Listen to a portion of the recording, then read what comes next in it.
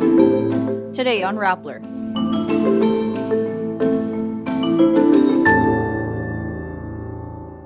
President Marcos Jr. appoints new health and defense secretaries.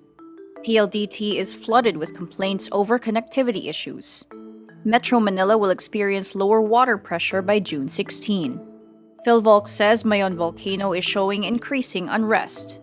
A UN special rapporteur asks the Supreme Court to be an amicus curiae in Maria Ressa's cyber libel case. Here Lies Love will be the first Broadway production to have an all-Filipino cast. Beyoncé, Rihanna, and Taylor Swift make it to America's richest self-made women of 2023. And Jason Hernandez denies rumors of a new romance. President Ferdinand Marcos Jr. appoints losing 2022 senatorial candidate Gibo Teodoro as defense chief and Pandemic National Task Force advisor Ted Herbosa as health secretary. The defense and health departments finally have full-time chiefs after having officers in charge under the first year of the Marcos administration. Teodoro was defense chief in 2007 to 2009 during the time of former President Gloria Macapagal Arroyo. He ran for Malacanang in 2010 but lost the presidency to his cousin, the late President Noynoy Aquino. Herbosa was health undersecretary from 2010 to 2015 under Noynoy Aquino, and then became former President Rodrigo Duterte's advisor to the COVID-19 task force. Filipinos turned to social media to express frustration over connectivity issues encountered with service provider PLDT on Monday, June 5. Users face intermittent access to online services, including Google's suite of workplace tools, YouTube, and Facebook. Keywords such as Google and Gmail trend on Twitter as social media users urge PLDT to address the problem. Some subscribers of Smart Communications, a subsidiary of PLDT, also encounter disruptions while attempting to access online services. PLDT users also expressed dismay over the network's unresponsiveness and the perceived lack of urgency in addressing the issues. After the flood of complaints, PLDT releases a statement saying there were, quote, submarine cable issues. The telco company says it is now working to provide alternate capacity to restore the browsing experience in the next few hours.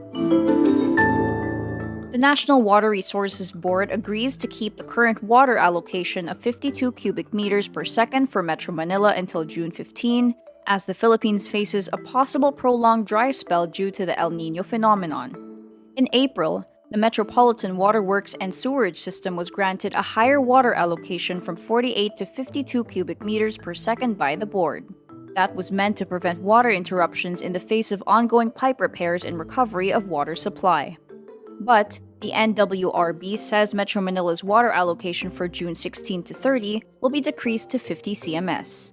The board expects that by that time, MWSS had completed water supply repairs.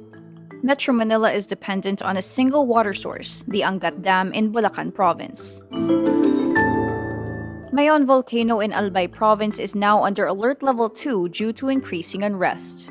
The Philippine Institute of Volcanology and Seismology notes there has been an increase in rockfall from Mayon Volcano's summit lava dome since the last week of April, from an average of 5 events per day to 49 events per day, from 5 a.m. of Sunday, June 4, to 5 a.m. of Monday.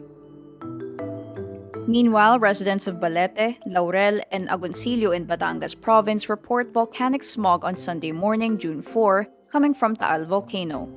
Phivolcs says the VOG is due to the volcano's continuous degassing or emission of sulfur dioxide gas. Phivolcs advises those affected to stay indoors, shut doors and windows, use N95 face masks, and seek medical help if needed. United Nations Special Rapporteur Irene Kan asks the Supreme Court that she be allowed to sit as an expert in the pending libel case of Nobel Peace Prize laureate and Rappler CEO Maria Ressa. Kan is the UN Special Rapporteur on the promotion and protection of the right to freedom of opinion and of expression. She also asks the SC to allow her to submit her amicus curiae brief for the libel case. Kan's brief intends to give the SC, quote, the international and regional legal standards as they apply to freedom of expression, especially regarding defamation. An amicus brief is submitted to a court to help it decide on a case. Kan is concerned the law in the country fails to adequately protect the right to freedom of expression. In October 2022, the Court of Appeals junked the motion for reconsideration filed by Ressa and former Rappler researcher Reynaldo Santos. The case is now pending before the High Court. Here Lies Love will be the first Broadway production to have an all-Filipino cast when it debuts on July 20. Tony Award winner Lea Salonga, who will portray Ninoy Aquino's mother Aurora Aquino, says creator David Byrne did extensive research to create the story. Byrne says some audience members shouted at the cast during shows, but adds it comes with the territory for a historical event with many open wounds. He adds audiences will find it relevant, with democracy under threat all over the world, adding it will show the world what the Filipino people did. Salonga notes how contentious the story can be, saying the redeeming factor is how it ends with the EDSA revolution, which restored hope to many people.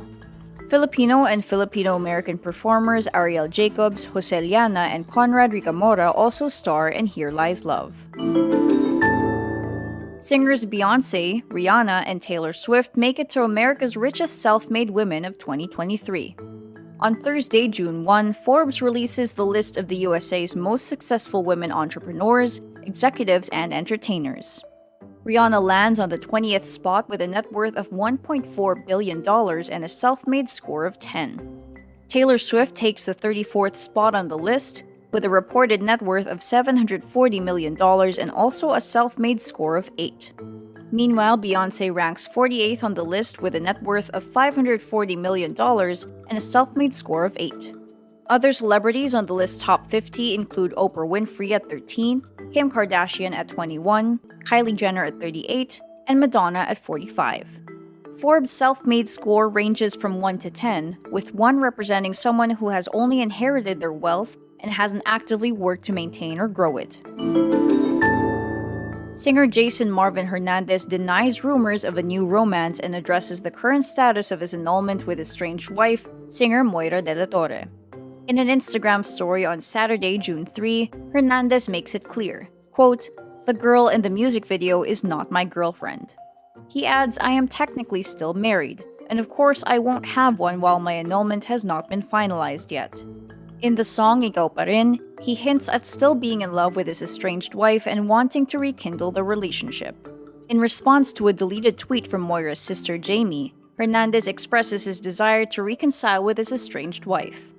De la Torre and Hernandez confirmed their separation in May 2022, with Hernandez admitting to being unfaithful during their 3-year marriage. And that's today's wrap.